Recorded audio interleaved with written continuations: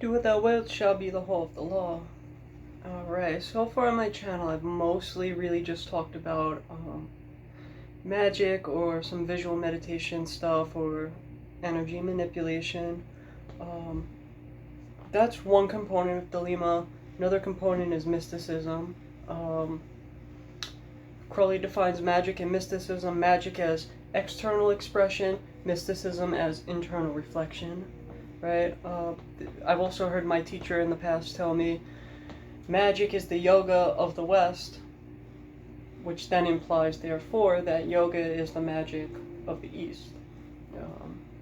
Not to get into East and West, I don't actually like those terms, but when a lot of this stuff was written, people in Europe saw the world as such. Is what I'm referring to. Today I want to go into Bhakti Yoga, which is one type of yoga. There are many accepted types, and then there's a lot of scams in this country. I'm not gonna call any schools out, you know, I'm not here for that, I'm not in that business, but just buyer beware is what I'm trying to say. So if you're like new to Thelema, two really fundamental texts that you need to work through are Liber O, which is doing a lot of pentagram rituals, hexagram rituals, dealing with the basic of Kabbalah and starting to get into those aspects of magic.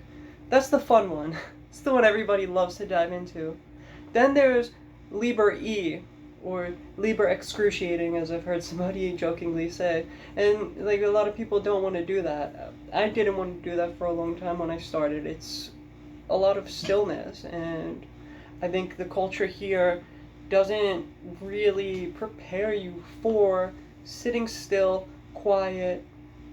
It could be difficult, you know? Everything is, especially like I'm in New York City, where it's the most fast-paced place in this country, and it's just very go, go, go, go, go, always doing something, speaking.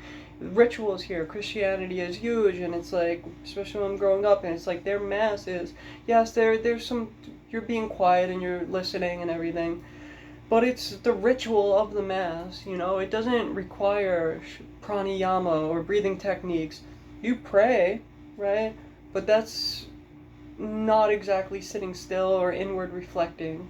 Now I say all of that to say, with Bhakti Yoga, you're probably going to need to get into some asana practice if you're new to this stuff. Do the basic things if you're new. Don't just dive into this. This is more advanced. But whereas stuff like asana practice, hatha yoga, even some of the fundamentals of Raja Yoga, they're talked about elsewhere a lot. And I don't want to just sit and regurgitate ideas that have been hashed over way too many times as it is. I want to talk about deeper stuff, stuff that I find interesting and that could help people along once they've done the fundamental stuff. So what is Bhakti Yoga? And why did I preface it with all of this inward stillness and silence and self-reflection? Bhakti could be translated from Sanskrit as devotion. That's one of the most agreed upon translations. Devotion. Yoga, a lot of people don't even realize yoga is not sitting on a mat and stretching. Yoga means union. Or again, it's coming from Sanskrit, and that's the most widely accepted translation of yoga. Yoga meaning union. Union through devotion. Devotion to what? Devotion to the idea of the light, to a specific deity or an idea. A lot of times in this country, everything's God is out there. Deities are out there. Egyptology, they're out there. They're separate from.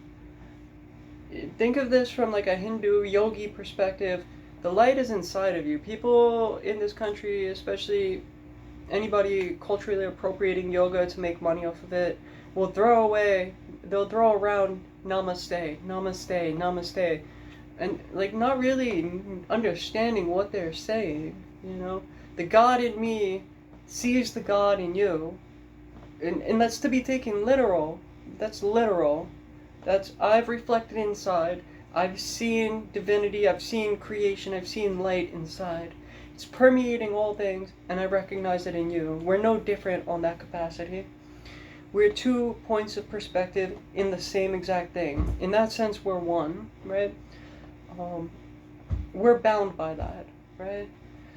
So you're looking to unite with the innermost source of yourself. That is divinity. That is the Godhead. It is something not really external. It's totally within. It's at your deepest, most point. So how do we get there? You're using your mind, you're using your emotions. You could even use, in certain capacities, your physical body to raise certain energies and to unite yourself through certain practices. Let's dive a little bit more into how we might do this. Through meditation, first off, you might take a particular deity, you might take a particular idea, you might just take the light that's within you and meditate upon it. Start with that. Start studying the concept of what you believe the highest state of existence is. Let's start with that. I want to say start with something simple like that. Maybe that's not exactly so simple. But that could be the idea just by simple meditation. Create an ideal, and meditate upon it. Think about it as something not external from yourself. A lot of times, unfortunately, I'll bring it to something that anybody that's been in this country a long time could recognize. People meditate upon the perfection of Christ, of Jesus, and it's like, that same ideal is something not specific to that guy, let alone that he probably wasn't even a real person, but it's an ideal that was created because it's something that people want to achieve. People said, okay, the ideal for this type of self-expression, the ideal for this type of love and kindness and humility, let's put all of those characteristics on this person, and then that's our ideal.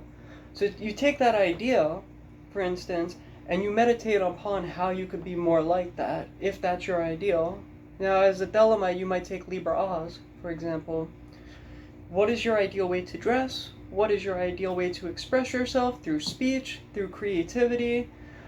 All of those things through, for me it was gender. It should be gender for everybody. If you're, really taking a look at yourself, do you agree with what you were told, then your sexuality, who you love, your friends, take all of those into account. Go through Liber Astarte line by line. You really take each and every single aspect of it.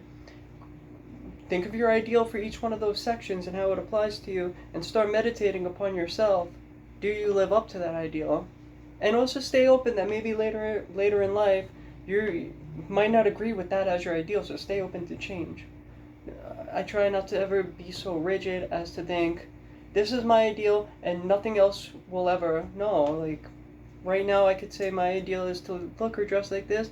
In 5-10 years, maybe I want to start wearing blue all the time or green all the time instead of black. Think about it like that, It doesn't have to be so complicated as, do I want to be the most humble person or the most loving, kind person? So you could start off simple. Doing that is devoting yourself to yourself. That's one way to start going about Bhakti Yoga. Then you could do things like ritual practice. You could start invoking on the astral. You could take a specific... I'm going to go into Liber Astarte later, so I'm not going to go too much into the ritual aspects now, but just to give a couple ideas. Let's say you've identified that you want to be in a specific trade because that's who you are, right? Not that everybody's will is to have a specific job set or whatever, just something that we could all relate to, right? Let's say you're a speaker, right? Well, I have to do a ritual that can make me speak as well as possible, and how can I better myself? What do I need to study? Can I do a ritual to bring better literature into my life so that I could become more well-learned, so that then I could give a better message to people, right? That could be one aspect. You're devoting yourself to your highest ideal, ultimately. And then when you take divinity into account, everything in the universe, in my understanding of Kabbalah, is the Kabbalistic zero, which everything comes from. And there's still that spark of the divine light through Kether, through the Ein Sof Or, that's permeating in all things. How do I live up to being that How do I use meditation and ritual to bring that out of me? Bring that form of love and expression that's permeating in all things. Back from that statement, namaste. How do I express that, right? If that's my ideal. So you could do ritual practice, you could do meditations. If you're privy to like sigil magic or something, always be careful. You don't want to do magic and bind yourself into something that is irreversible or creates a karmic link that you can't easily break or outmaneuver or get past, right? Allow yourself room to change. Sometimes it's better to do things in a more general sense instead of binding yourself to something you might come to regret one day, right? Again, buyer beware with certain stuff, right? Continuing on, I want to bring up this a couple of lines from Liber L. And love is the law, love under will. Nor let the fools mistake love, for there are love and love. There is the dove, and there is the serpent. Choose ye well. He my prophet hath chosen, knowing the law of the fortress and the great mystery of the house of God. I wanted to bring that statement up because I think it's very, very important to this topic. When you're doing Bhakti Yoga, there is a idea that's centered in it of when you're thinking of devotion, you're thinking of love in some capacity. At least in some capacity. How do we define love as a Thelemite, right? Every act, according to Crowley, that is a will, is part of your will, is an intent that comes into fruition from you. Every willed act is an act of love. It is two things obliterating themselves, changing themselves to create a third thing, a product of. To give an example, if I'm an author, I need to write a book because that is my will, right? I take my pen and paper, and I start off by understanding my will is to write this book. How do I put that into action? I take my pen and paper, I dedicate the time to it, I make the corrections, then I might go about the magical procedure of acquiring an editor to take a look at it, to make it tip-top shape. Then I might need to invoke a spirit to publish this. So I find the publisher through magical means, navigating the universe, doing my will amongst men. Boom! If it's good, your book is published, right? Bam. That was your will. It came into fruition. You have changed along that process by interacting with these people, by dedicating the time. One thing that's really important to keep in mind, whatever you're doing, you're not going to get your time back.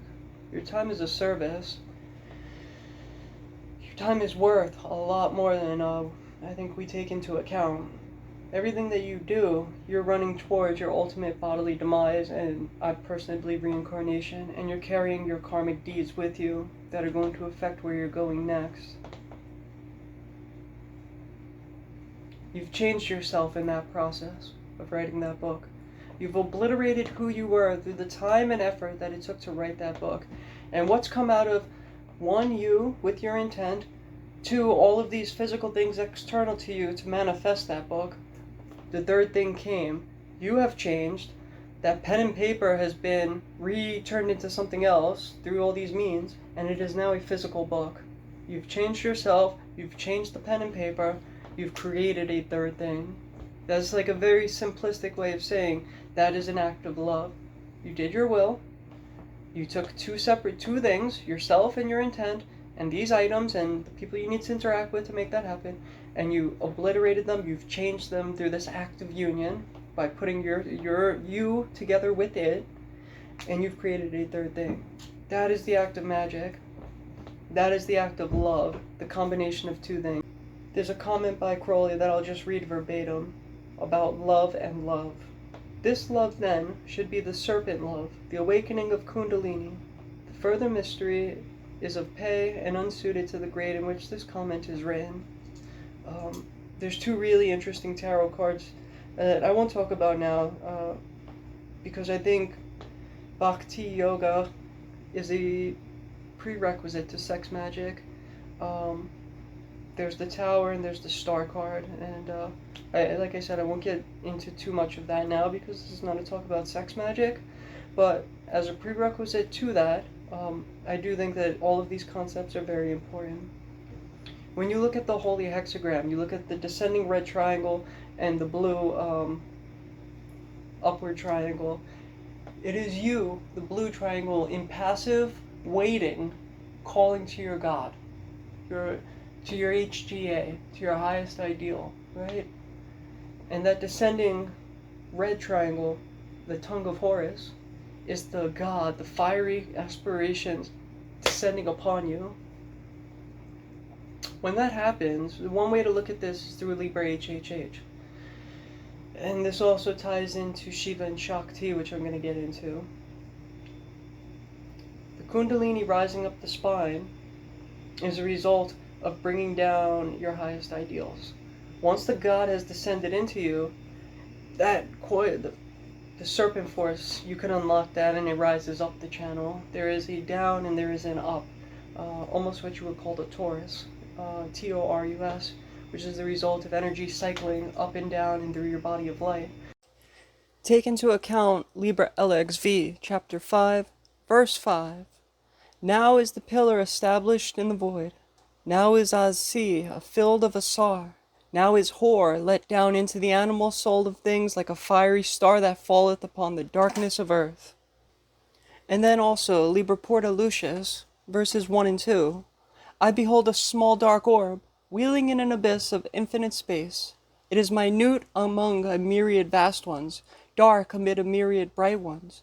I who comprehend in myself all the vast and the minute, all the bright and the dark, have mitigated the brilliance of mine unutterable splendor, sending forth V as a ray of light, as a messenger unto that small dark orb. Now, briefly, with these two passages, it ties into what I'm currently talking about in this video.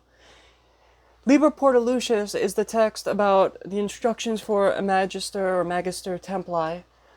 Basically, what the symbolism in this holy book is that when an adept reaches past the abyss and they are seated in the sphere of Bina, symbolically and allegorically, there is a star cast forth from Bina down back into Malkuth as a teacher unto mankind.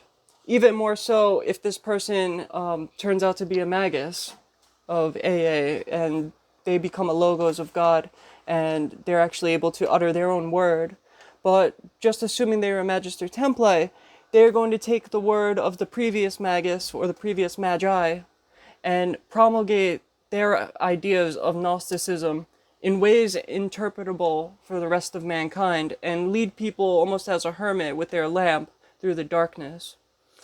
Here you could see in Liber Porta Lucis that Crowley is writing something about Bhakti Yoga. He has taken the time to introspect on a divine level, a macrocosmic level. He's divined in his microcosm all that is light and all that is dark, all the polarities of the universe that are above and below, that are external in the universe and that are within himself. He's dedicated himself to that path. He's raised himself up to a certain point of consciousness. And in rising up, it requires a bringing down of the Godhead to join with him. This is something that occurs in Tifereth and is symbolized by the holy hexagram. When an adept is, this is my understanding, when an adept is raising themselves up through some type of mysticism and magic, and they're raising the energy levels either symbolically through the tree of life or through the chakra system, there is a Kundalini process that is activating the lower chakras, and you're going up one by one until you get to a certain point where the light of the divine then descends. So there is a rising up within the body and a descending of energy.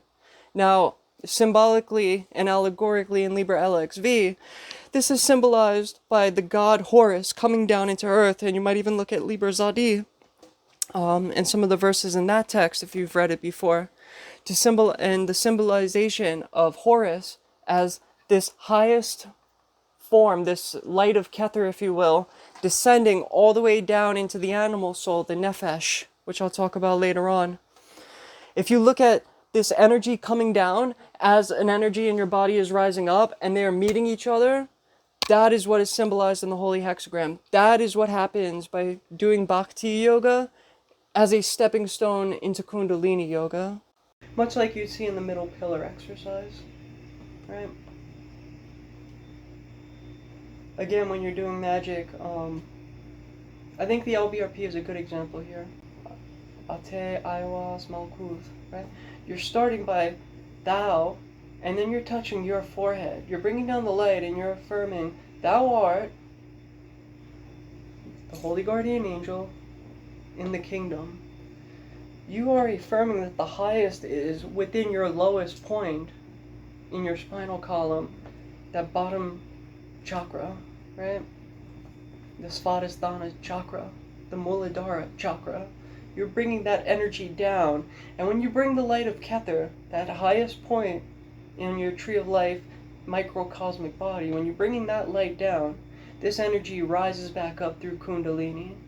And so Bhakti Yoga in a certain capacity could also be a prerequisite to Kundalini Yoga, which then again could come back to Tantra. It could then come back again to sex magic. Me personally, I see Tantra and sex magic almost as two sides of the same coin, magic and mysticism. People could disagree with that or whatever.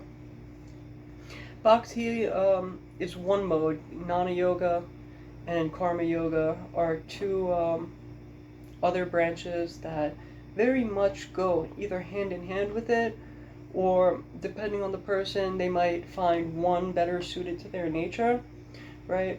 With Jnana Yoga, you're looking to unite with the highest ideal through a mental capacity and experience, taking knowledge and then putting that into action. With Bhakti Yoga, you are looking to express some type of love for the divine, right?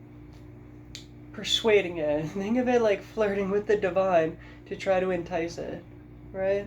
That could be an aspect of Bhakti Yoga. And Karma Yoga is taking into account, if I do A with B, C is going to happen. I don't like that outcome because that is going to be a karma that I don't need, and it is... Anyway, the point of Karma Yoga, Bhakti Yoga, Jnana Yoga is to break the wheel of samsara. They all have the same goal, they're just slightly different. I don't want to leave the definition of karma there because people think it's just a debt. Karma is action. And that could very much come into Taoism, which I love.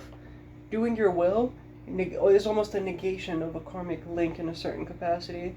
Once you've identified what you need to be doing, you're not doing anything at all external from that. You are just riding the current. That's how I look at it. That would be like the point of Karma Yoga. Next, the means by which Bhakti Yoga are achieved. First, you need to be able to study. There are a bunch of good books about this subject. To name a few, you might look at specific deities that fall in love.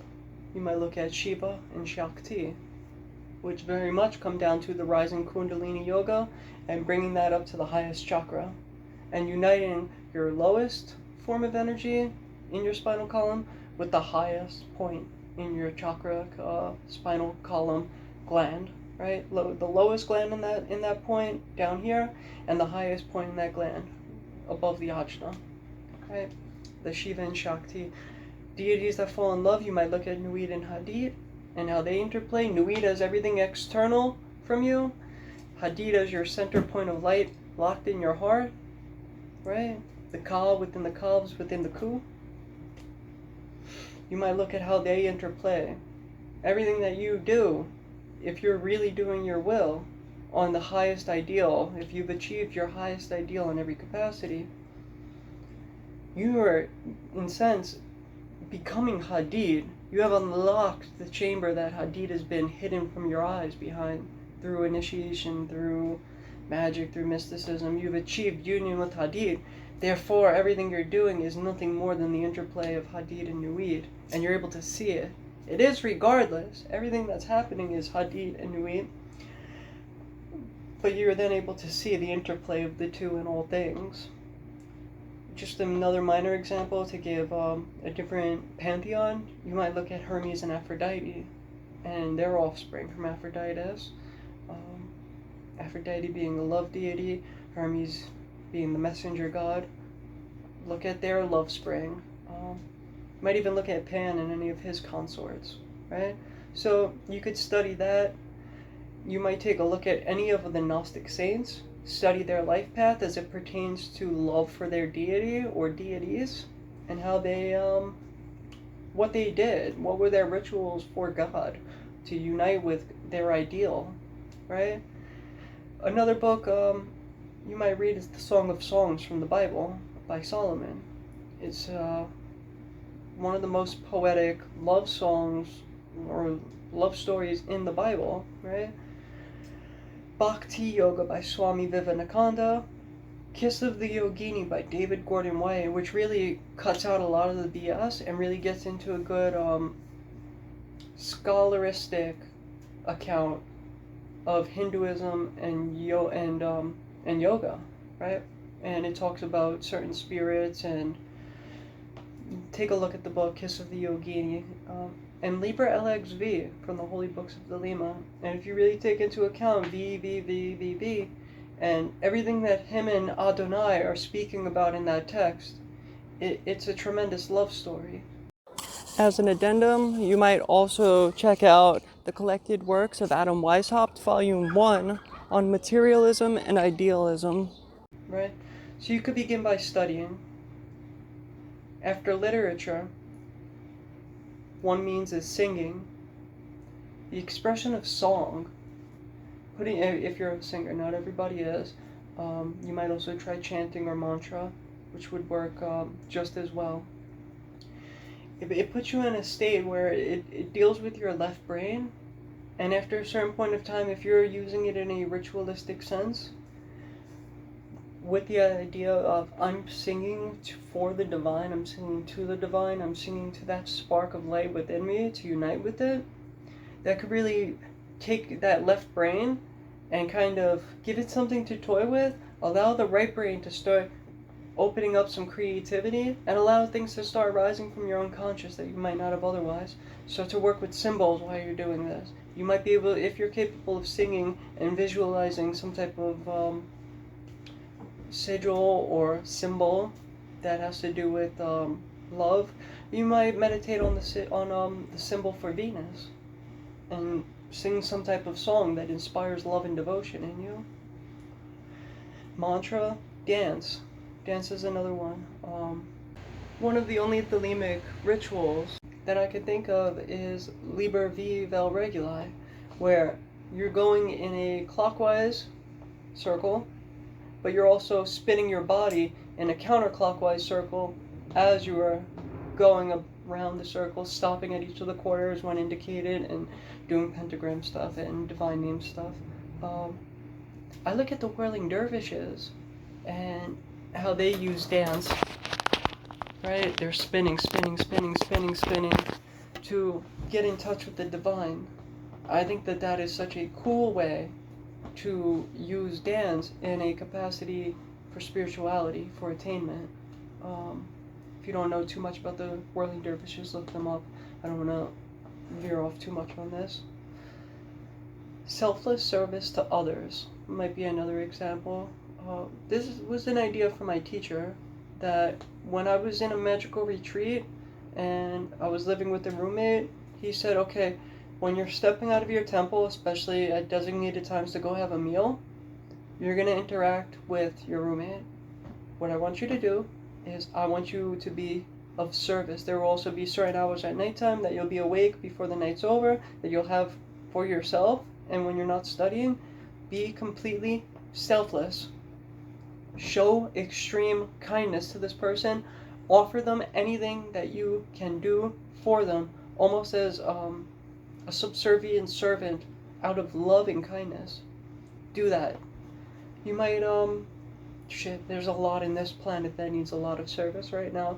If we have hands and energy that we can dedicate to it, find something that benefits selflessly helping others, that you're not going to get paid for, that you're strictly doing because you believe people need help and you're capable of giving them that help. Don't talk about it. Be humble. Don't share it that, hey, I'm doing this and this and this and this and look how great I am because of it. No, that completely destroys selfless service to others. You might do that, and while you're doing that, try to see the divine in them, alright? Maybe feed the homeless or something. Go to a soup kitchen and dedicate a couple hours at some point, and see each and every person that's struggling and is in desperate need of nourishment. See the divine within them. How many times, especially in a place like New York City, do we walk right past a homeless person and have no compassion, not even a passing question of how did this person get to this point in their life? We just walk right past them, you know? Try to see the divine within that person. You know, that could be one example, and it doesn't have to be such an extreme case. It could be anybody that you help out in any capacity that you're capable of. Do it selflessly, see the divine in them. Know that you and them have the same divine substance. You are one perspective of God interacting with another perspective of God. Keep that in mind as you're doing some type of service. Now, these things bring the individual into ecstatic states of mind, body, and emotion, which allow for surrender to the highest point within oneself. The lower points are stilled and satiated, right? In Kabbalah, there are 5 parts of the soul, the lowest being the nefesh, the animal soul. That is your need for food, your sex instinct. It's almost like the id of Jungian psychology. It is your lowest base needs and wants. That's the animal soul. When you've satiated that and you have the ability to go further, you suddenly start to delve into the ruach. There's also a small channel, I forget the name kabbalistically, between the nefesh and the ruach. There's a specific term for that. It's like crossing that first gap from parts of the soul. But the ruach is then you start to stimulate your mind, your intellectual aspect towards higher things besides for the lower. You start to get the lower in check through this, right? Once you start to do that and you start doing your meditations and your rituals, you start to train your intuitive, your neshchema, right? Your intuitive part of the soul. And so, by satiating your lower needs, and then allowing yourself to start to climb up that chain through devotion, these means study, dance, chant, song, singing, selfless devotion to others, rituals and meditation that focus on uniting with the highest ideal, that starts to satiate your lower parts, your nefesh and your ruach, and it allows you to start moving up to the higher parts of your soul. Once you've started doing all of this stuff, and you get to the point where you're bringing energy into your life, and let's say you're getting to the point with your holy guardian angel, which most definitely is a devotional thing. I personally see the HGA as an external entity that is somehow karmically linked to me as a perfect teacher for me. Whether that's going to carry on for multiple incarnations or just this one, I don't know. I don't care personally. This incarnation is what I'm focused on, the here and now. And so my HGA, if I'm trying to achieve union with it, keep in mind that is a long-term goal. It is a teacher, it is something that you come into union with, right? So Bhakti Yoga is a great prep for that. So when you're doing yoga, and especially you're working with Bhakti Yoga, in a sense, you're working towards eventually stimulating Kundalini through a lot of these practices. So when you start to get into advanced stages of Kundalini Yoga, having used such things as Jnana or Bhakti or Raja Yoga as stepping stones towards that, you're working towards releasing Amrita or Amrit from your pineal gland, from your Ajna chakra.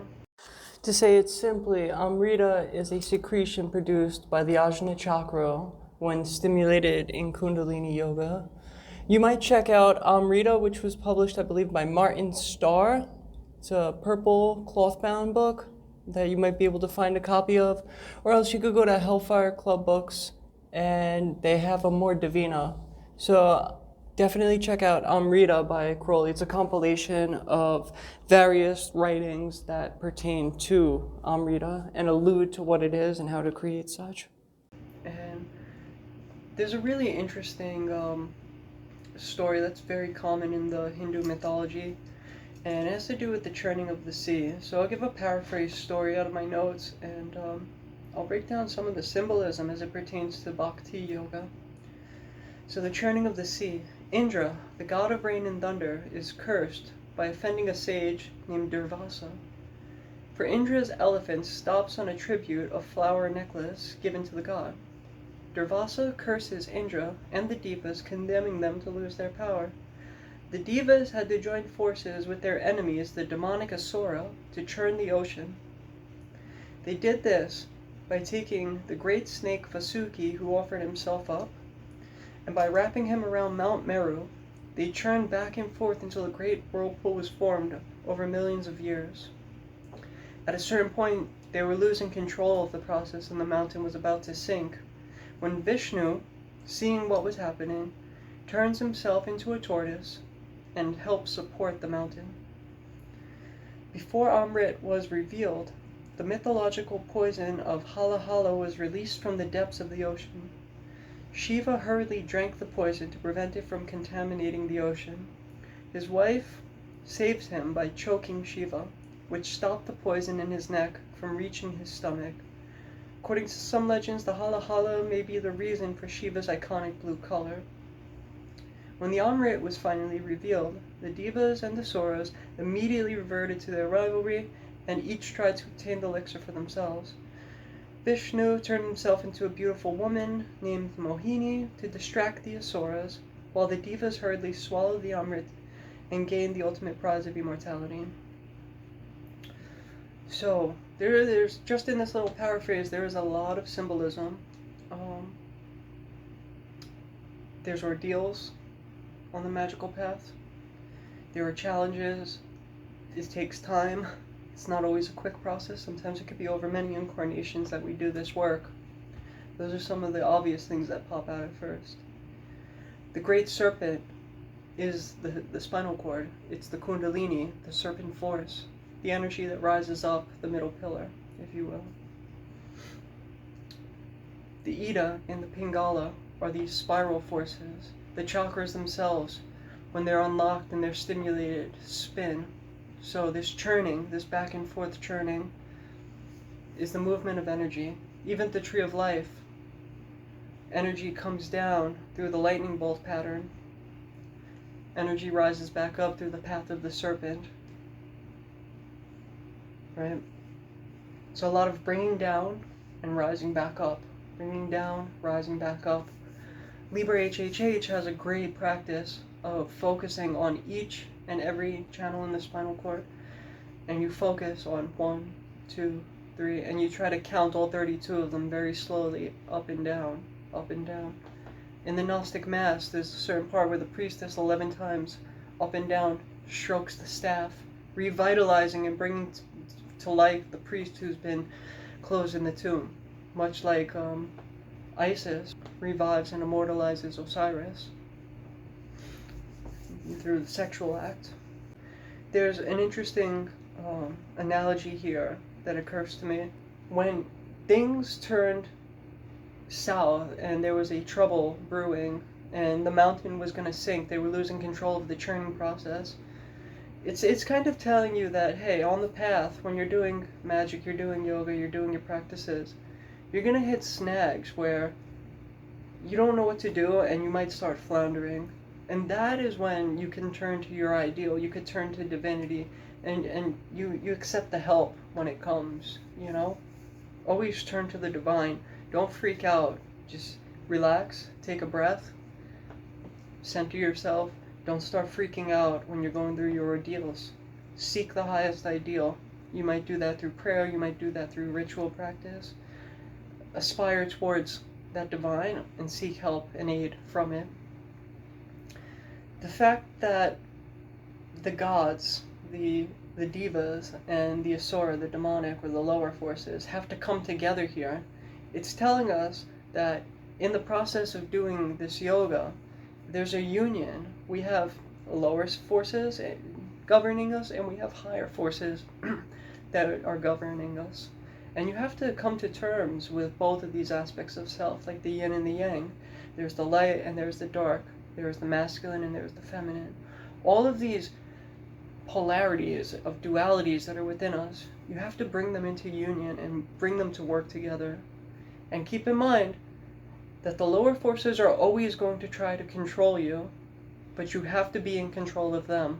You have to know what drives them. In this case, it was very easy to say, hey, their sex instinct. It's almost like they were representing the nefesh that I mentioned.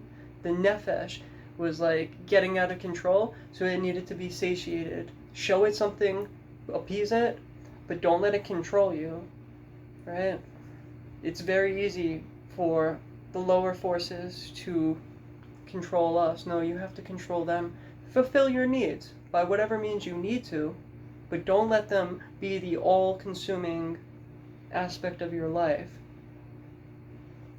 Feed yourself, fulfill your sexual needs, fulfill your mental needs, your social needs, clothing, housing, etc.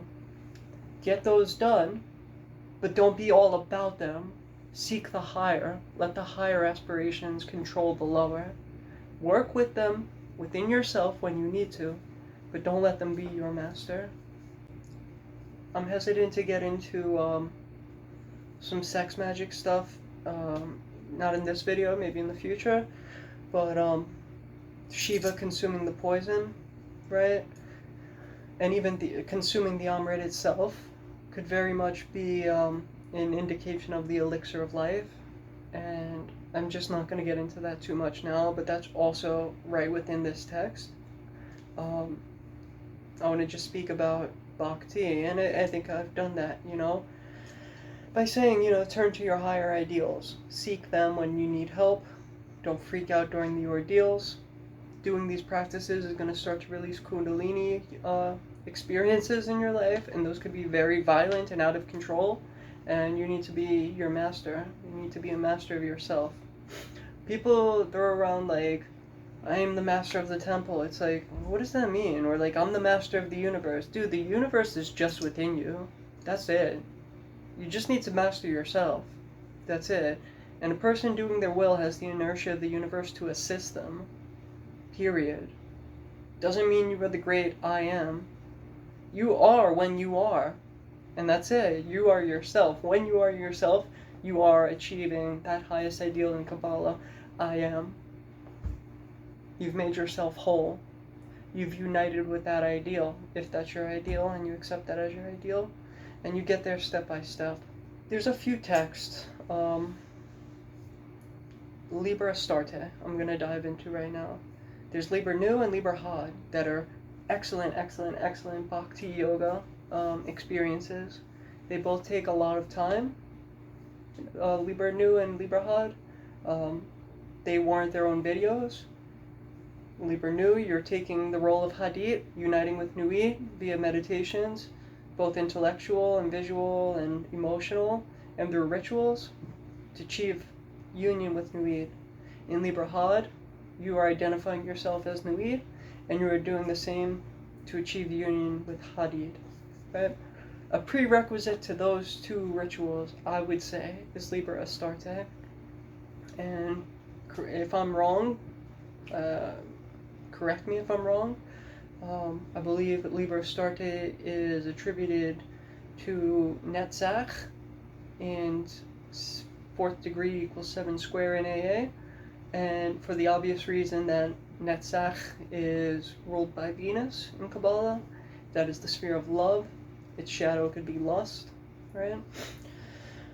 So it's a perfect time right before a person hits Tiferet to do that, So you've done the work of Malkuth, and then you've mastered the astral realm. You've dove headfirst into Raja Yoga and Jnana Yoga and intellectual studies in Mercury. You've done some mindfulness practices, Mahapata Satana. Mindfulness in Buddhism, where you're taking into account constant observation through your mind of everything that you're doing, internally, externally, and you're mindful of every aspect, and you're working towards an ideal in that aspect. And then you're moving into Netzach, and you're doing Liber Astarte, and that's the prerequisite for the Holy Guardian Angel. It preps you for that union, right? And that devotion to that entity. Liber Astarte and line 0 says, this is the book of uniting themselves to a particular deity by devotion. Okay, so I'm not going through every single line on this because it's a rather long text, but I want to touch on a lot of the basics. I've done this myself. Here's a picture of my altar to Bastet and how I came about Bastet. So the intro to the text says, first concerning the choice of a particular deity, this matter is of no import, so be it that thou choose one suited to thine own highest nature. Howsoever, this method is not so suitable for gods austere as Saturn, or intellectual as Thoth, but for such deities as in themselves partake in any wise of love, it is a perfect mode. Also, it later says, don't use Hadid or Nuit, use Liber Nu and Liber Had for those texts. Yes, there is definite aspects of love in those deities, but use those texts. They're much better for uniting with those gods. You also want to use probably a deity that is not necessarily so high on the tree of life. With all of that under consideration, going about choosing one could be a tricky process. I opted to do a web search for love deities, and I found several lists, and I took some months of consideration doing some research about the backgrounds and mythologies of each and every one. I chose about like 7 to 10, don't remember offhand, but out of those that I picked because I felt they resonated with me, I looked at myself, and out of the love deities that I had in my lists, I came to choose Bastet for my own personal reasons, that there is a love, there is a fierceness, there is a very intense sexuality. She's the goddess of joy, cats, music, and family, and love. I felt like for this practice it was going to be perfect. I mean, I love, probably my favorite animals are cats.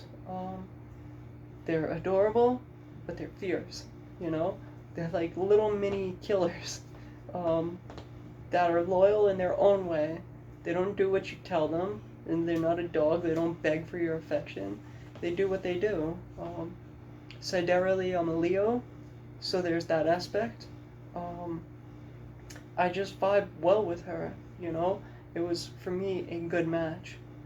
So I then spent, after some months of really deep consideration of who I am and why I would like to work with this deity, thinking about what that's going to look like and going line by line through this text. So on the altar, which, you know, you take an oath to this deity if you're going through this text verbatim. So part of my oath was that she'll always have a place in my heart, and she'll always have a place in my home for her altar. That's part of a, I believe, 7-fold oath that I took to her. So yeah, like towards the end of this text, it mentions that this is a practice that takes place within your own heart, right? The heart, you know, there's so much symbolism there. It's the sun, it's your consciousness, it's the seat of the holy guardian angel. I give my heart to somebody, I love them, right? It's in our figures of speech in the English-speaking world. There's so much symbolism with the heart. Kabbalistically, there's so much symbolism with the heart. Hadid is centered in the heart of the individual, your spiritual center, right? And the heart very much is, in its own way, in the center of your body, much as Tiferet is in the center of the tree of life. You know, it's this muscle that pulses your blood through you, and the heat of your aspirations, right? When you're charged and you're in love and your pulse raises and your heart starts beating fast, there's a lot of deep symbolism there. Now, there's some really, really, really cool practices in this. Choosing a favorite space in your house. I opted for a bookshelf. I'm a big reader, I love literature, so I had actually cleared a bookshelf for her in my original apartment and now in this apartment. cleared out all the books on that shelf, moved them elsewhere, and gave her prime real estate. Choosing somewhere specific, altar, temple-wise, is very important. What the image of the entity is going to look like, what items you're going to need on that altar to interact with her or him.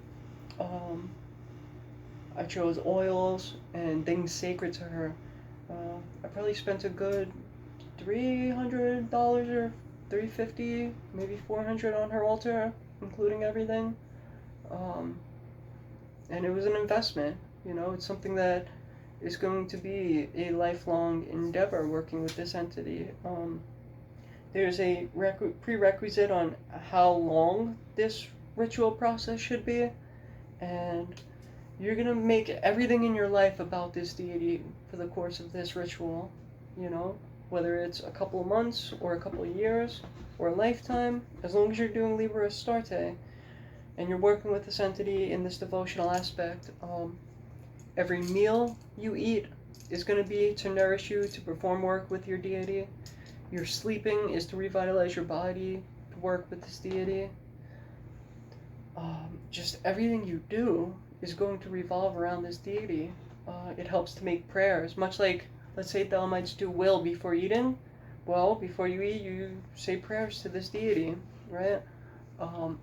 You're going to create a ritual or rituals that you will do. I opted for a lengthy ceremonial magic type ritual that included chanting, singing, music using the sistrum, which is sacred to her, some asana, definite invocations, swearing of an oath. I opted to do this 2 to 4 times a day for the course of the working, which was some months and months, right? And I didn't miss a day. It was an everyday thing. Even at the time I was living in Brooklyn, and I had a partner here in Jersey City, and I needed to go home. I couldn't spend, if I was coming that night, I needed to make sure I did my rituals enough during the day in front of the altar so I could spend the night, and I had to get back home to the altar to interact with her. I had to do my rituals. So you're going to take a lot of stuff into account, right, on the construction of your altar, the construction of your rituals, construction of your oath to this deity. You know, it takes some time and some research, and you want to make sure that this is appropriate. There's a very interesting practice in Liber Astarte, and there's a reading list that Crowley recommends of pairs of people or gods or entities that are in love. And I chose to read one of those, or in the case that I couldn't get a book or something, I would find a video to listen to about these characters and meditate on being one of them and your deity the other one, right? As you're diving into this story or this mythology. And it was such a cool and really beautiful process, right? And to make your life revolve around this entity or this idea is Bhakti Yoga in a nutshell. But when I was doing this, I had just started dating after many years of just being on my own and doing my ritual practice, and I had put off Liber Astarte for a while. Like, I had done some work on, you know, reading the text, and then after a couple of months of dating, I wanted to make sure that I was in a place where my heart was more open and I could understand what love is, right? And how do I be a better person for my partner? And, you know, doing magic by yourself can be karmic inducing. You make mistakes or you just have ordeals. When you're involving yourself in any capacity with a friend, with a partner, with a family member, with anybody, you're creating a karmic link with this person, and I always try to bring my best into relationships. I don't always live up to that. I'm a person, I'm human, but I try, you know. But being in a relationship, I wanted to do this practice because I needed to do it. It was on my list of I need to do, my need to do list, right? And I wanted to better understand love and what it is to devote yourself to something. So I chose at that time to start doing all of that prep work that I mentioned before, and really siphoning out what I need to do and how to go about it. And so I was talking with my partner, and he mentioned doesn't just have to be a deity. You know, you could pick an idea. And there was a story of like sharing that Christianity did not appeal, right? But the idea of the Sacred Heart of Jesus, and like I heard that, like it was so fucking cool, and like it really opened my eyes to like, you know, take something that you see, that you connect with, and really, really meditate on how does this create an ideal that I myself can live up to, and how does that ideal allow me to get in touch with something spiritual that is beyond me, right? That is beyond my grasp in the here and now where I presently stand. And so it's just really cool that you could take any kind of concept or idea and devote yourself to it through the means that I've mentioned, and you could attain a state of union, a state of yoga. Yeah, just looking over the text, you know, you need to take everything into account. Like, if you're reading a book, say some type of intent, state some type of intent that you're reading this literature in order to heighten your mental awareness or your intellectual capacity. You're training your mind for this deity so you could better interact with it. And when you're taking a perspective like that, where, you know, it's a serious discipline. When everything that you're doing is focused on singleness of purpose. And it's almost like that idea of one star in sight. It's a good prep work for that. That when you have a single pointedness of intent and desire and just everything, Crowley has the line, right? People with no mental discipline, just by chance thought, have brilliant ideas every so often, right? What about a person with a disciplined mind that could really know themselves and focus on one entire thing, and that has trained their mind, right? What then can controlled thought do? And it's true, it's like it's a really powerful tool. Your robes, how you're going to dress while you're in your rituals, and, you know, this is not to supplant you reading the text yourself. It's sharing my experience and maybe adding something to the text, or to inspire you to go through the text yourself. I want to mention that if you choose a deity that requires blood sacrifice, it says, let the sacrifice be within your own heart. You don't need to do that for this text. Matter of fact, honestly, like, there are certain traditions that recommend, like, animal sacrifice. Listen, the Jews and Christians in their Bible have animal sacrifice. They don't do it anymore because it's just not needed. You know, in most cases, in sigil magic, menses, sperm, a single drop of blood, usually from like an elbow where the skin is not so sensitive, it's easy to just nick. That's enough, right? All of that, like, animal sacrifice in today's world is almost at the point of unnecessary. Don't do it, especially for this ritual. It's explicitly said in this text, don't do it. If you need to sacrifice something to your deity, let it be something that you really like. If you like sugar a lot, yeah, cut out sugar. Let that be your sacrifice to the deity. Don't hurt anybody. Don't hurt anything. Don't do it. Just don't do it, right? I wanted to mention that at some point because it's like, I've seen a lot of craziness going on, and just don't do it. Don't do it. There's no reason for that. Yes, blood magic is a very powerful thing. Study it as an academic. You know, there's no reason to hurt a living animal for your own fucking attainment. I'm not apologizing about cursing or saying that explicitly. That's a belief I hold.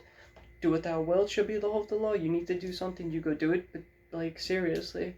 I don't interact with people that even promulgate the idea of needing to hurt something, you know, for their own selfish attainment.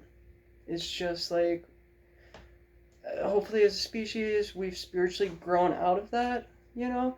Granted, there are traditions where they eat the animals that are sacrificed, and it's coming from a point where, well, hey, listen, we're in poverty and we can't just afford to throw money or resources down the hole, and their act of ritualistically sacrificing a chicken is now going to nourish their bodies.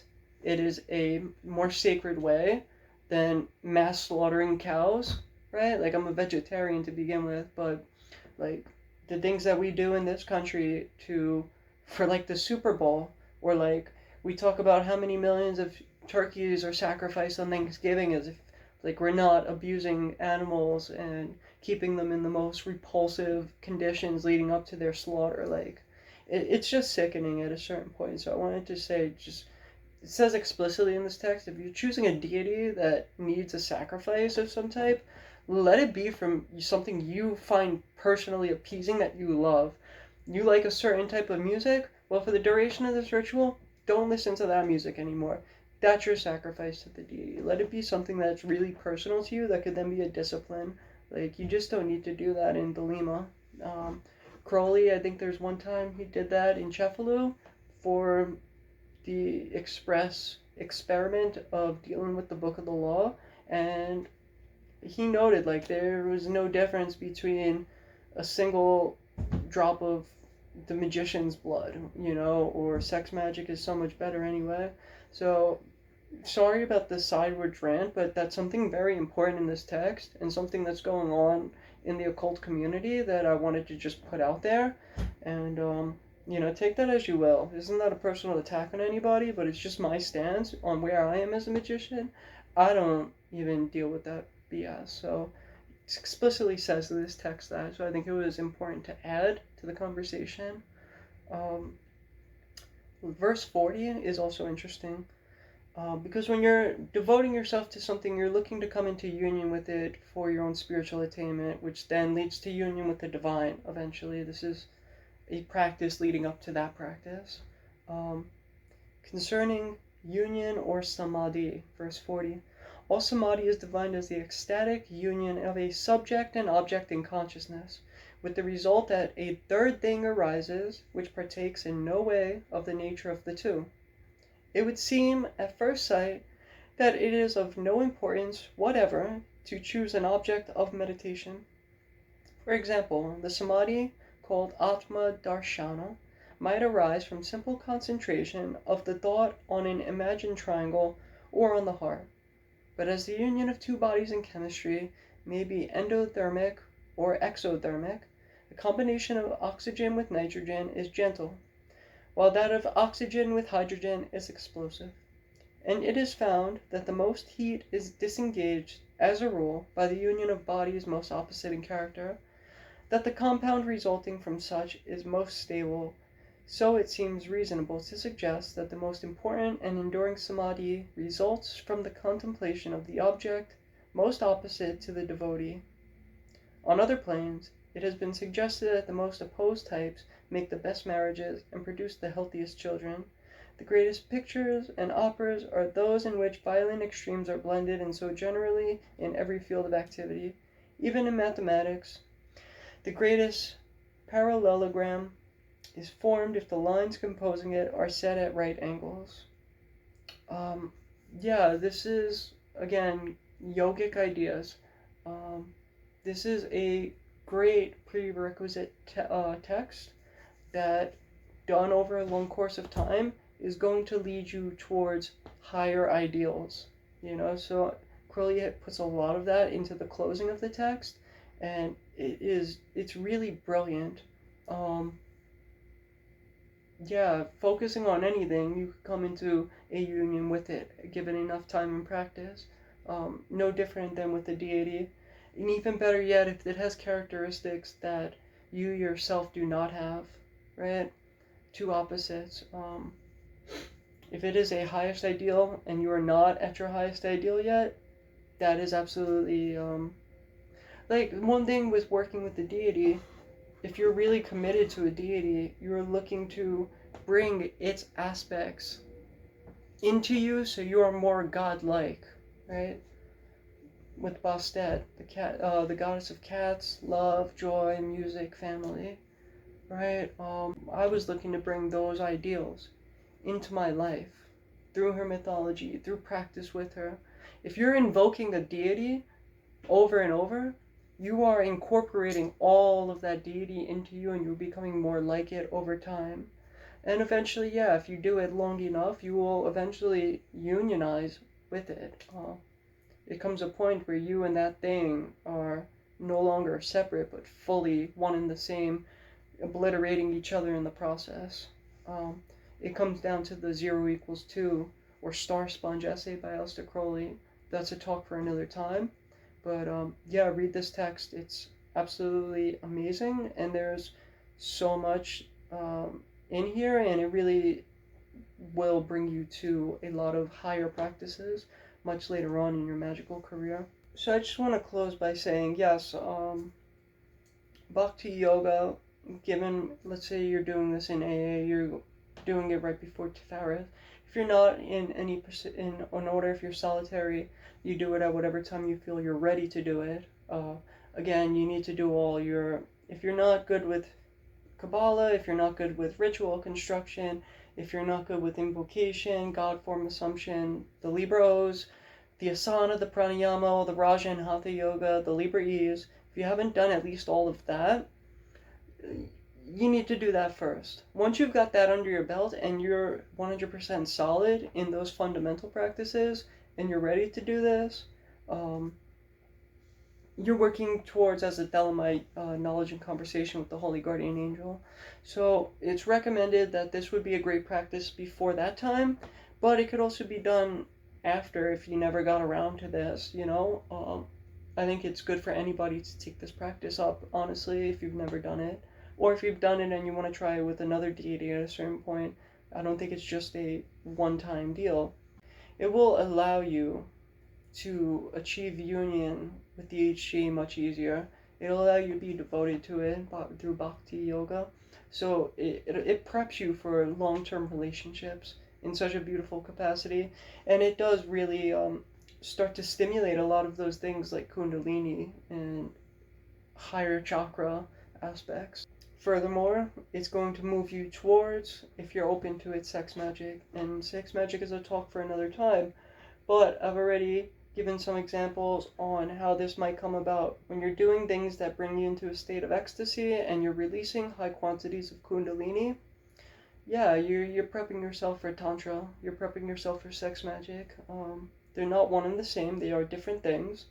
But they're like parallel. You know, they both aim to achieve something similar through different means, much as magic and yoga in general achieve almost the same thing through different means. I consider them at the same level of one another. Bhakti Yoga is a great way to prep yourself for Tantra, especially if you're looking from a Tantric perspective at the energies in your body as Shiva and Shakti, right? Knowing how to unite these forces, right, is something that will come from doing Bhakti Yoga. So this is a great, great, great way. You and your deity, two things, looking to unite them. This is a perfect way to understand magic through Bhakti Yoga from a Thelemic perspective. With that, I'm going to end this video. I hope somebody got something out of this. And yeah, hit the like, subscribe, share this video if you like it. There's really not much else I could say. Love is the law, love it your will.